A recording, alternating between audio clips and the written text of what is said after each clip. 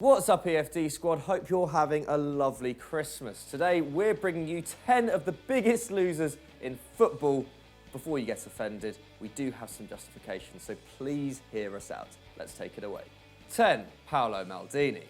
So how can Paolo Maldini, the greatest defender in history who won the Champions League 5 times, be one of the game's biggest losers, I hear you ask? Well, when you spend as long in football as Maldini did, you rack up more than a fair few disappointments. And even Milan's legendary number 3 is no exception.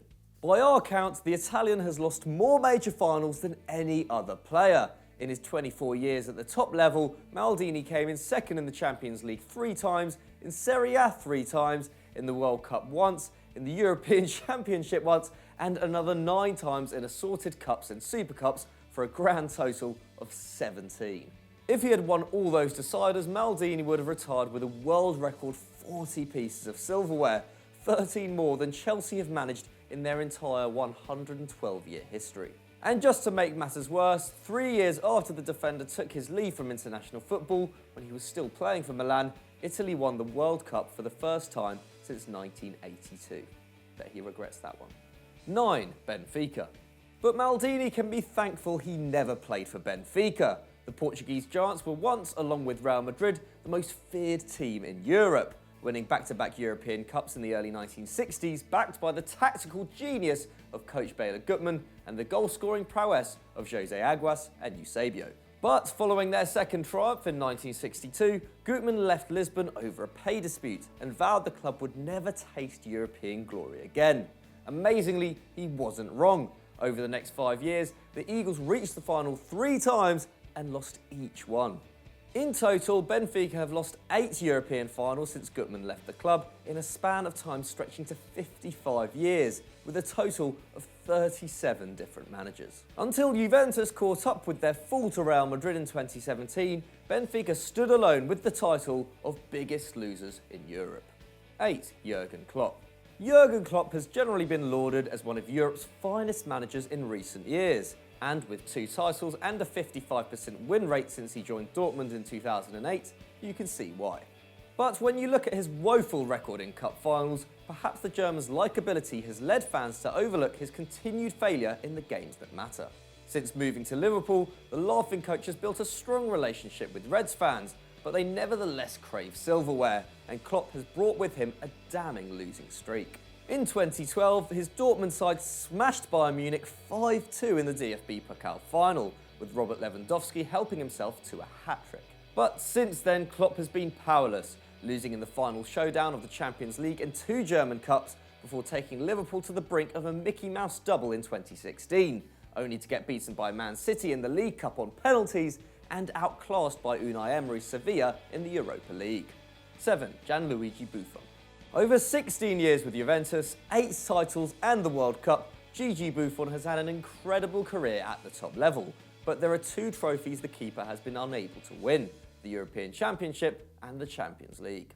In 2000, aged 22, Buffon had established himself as Italy's number 1, but broke his hand just days before the Euros started. Italy reached the final with Francesco Toldo in goal and lost to France. 12 years later, Buffon was actually able to play, and Italy again went to the final, conceding just 3 goals in 5 games, until they got battered 4-0 by Spain. And the Juve man's career in the Champions League is even more tragic. In 2003, Buffon made 6 saves and 2 in the penalty shootout against Milan, but still came out on the losing side. In 2015, he came up against an MSN-powered Barca side, with both the Blaugrana and Juve aiming to complete a treble, but couldn't prevent the Spaniards running out 3-1 victors. And finally in 2017, Buffon lost the final for the 3rd time, on this occasion to Real Madrid. Nobody deserves the trophy more than Gigi, but at 39 and with retirement beckoning, it looks like he'll never lift it. 6. Leeds United. Leeds United were once one of England's most successful sides, but after their league title win in 1992, they began to decline just as the inception of the Premier League and Champions League brought greater commercial rewards for football's winners. Although they were in and around the top 4 in the years preceding their relegation from the top flight in 2004, their 1992-93 campaign was a premonition of their eventual fate. The season before, the Peacocks went unbeaten at home and beat Man United to the top spot with 82 points. But by May 1993, the Peacocks had plummeted to 17th. They managed to lose just once at Ellen Road, but failure to win a single game away from home left the club just 2 points above relegation, and with the biggest downswing in results from one season to the next in English football history. They finished with just 51 points, 31 less than in their championship winning campaign, and somehow manager Howard Wilkinson kept his job. How times change. 5. Veres Rivne.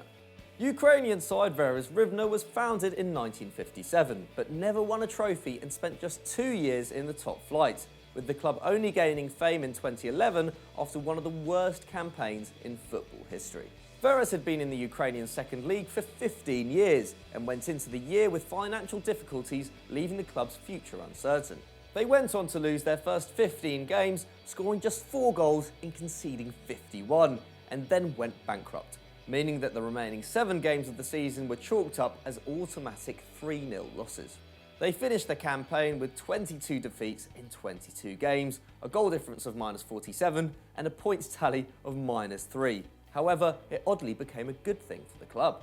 Veres was refounded in 2015, becoming the first team in Ukraine to offer club membership, and received back-to-back promotions, meaning they are now in the country's Premier League once again. Maybe not such losers after all. 4. Mark Schwarzer. We're often told that only trophies matter in football, but sometimes you can be on the winning side and still not be a winner. Mark Schwarzer could have been the first player to win back-to-back Premier League titles with 2 different clubs in 2016. The Australian had been Chelsea's third-choice keeper in 2014-15, then switched to Leicester for the following campaign, but he didn't make a single appearance in either season. Jose Mourinho made sure Schwarzer got a medal after Chelsea's triumph, but it must have felt pretty empty to a guy who had Petr Cech and Thibaut Courtois ahead of him. And that's not the only disappointment of Schwarzer's career. The stopper has lost more Premier League games than any other player, with 200 defeats. That's the equivalent of losing every game for 5 seasons in a row, and means Schwarzer has lost more games in England than his old boss Mourinho has won.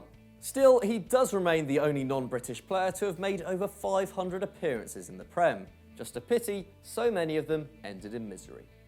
3. Martin Palermo.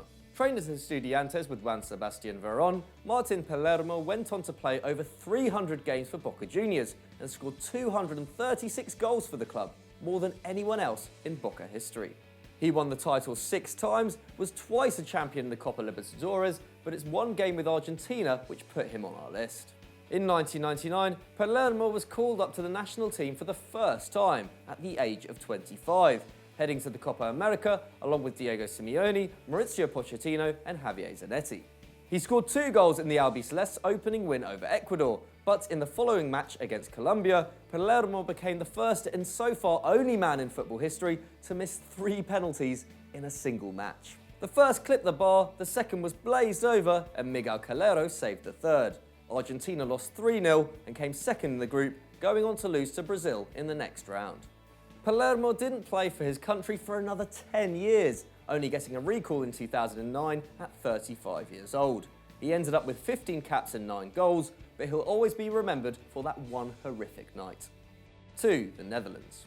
Perhaps the nation which has done most to shape modern football, the Netherlands has also suffered more than any other country. The Dutch have been 4th at the World Cup once, 3rd once and 2nd 3 times, losing to West Germany in 1974, Argentina in 1978 and Spain in 2010.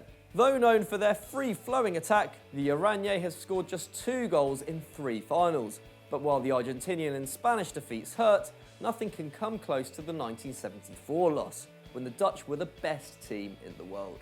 With 6 players from Ajax who had won 3 consecutive European Cups, and of course 3-time Ballon d'Or winner Johan Cruyff, the Netherlands scored 14 goals and conceded just once in the 6 games building up to the final, including a 4-0 drubbing of Argentina and a 2-0 defeat of Brazil.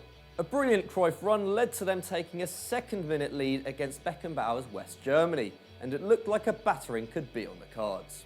But the Germans, true to form, rallied and by half-time were 2-1 up. Dutch flair had no answer for German teamwork, and the tone was set for nearly half a century of heartbreak. 1. Michael Ballack. A professional footballer capped 98 times by Germany with 5 league titles who looks like Matt Damon. It's hard to see how Michael Ballack could possibly be a loser. But the midfielder can claim to have endured not one, but 2 of the most heartbreaking seasons in football in the course of his 18 years in the game. Ballack's 2007-8 season with Chelsea started with a shootout loss to Man United in the Community Shield, and his luck only got worse from there. The club lost just 3 games in the Prem all season, but still finished second to United, and were defeated by Spurs in the League Cup final. Most painfully, they lost out to the Red Devils for a 3rd time in the Champions League final, again on penalties, despite Ballack scoring his spot kick. But that wasn't even the lowest point of the German's career. In 2002, his Bayer Leverkusen side came in second to Bayern in the Bundesliga, lost out to Schalke in the Cup, and were beaten by Real Madrid in the Champions League final. Ballack then jetted off to South Korea with the German national team, hoping that success at the World Cup could take the edge off. But a brilliant Ronaldo performance saw Brazil lift the trophy instead. Add to that another 4 second-place finishes across the Bundesliga and Premier League, and Ballack finally earns himself top spot. Just a pity it's on our list.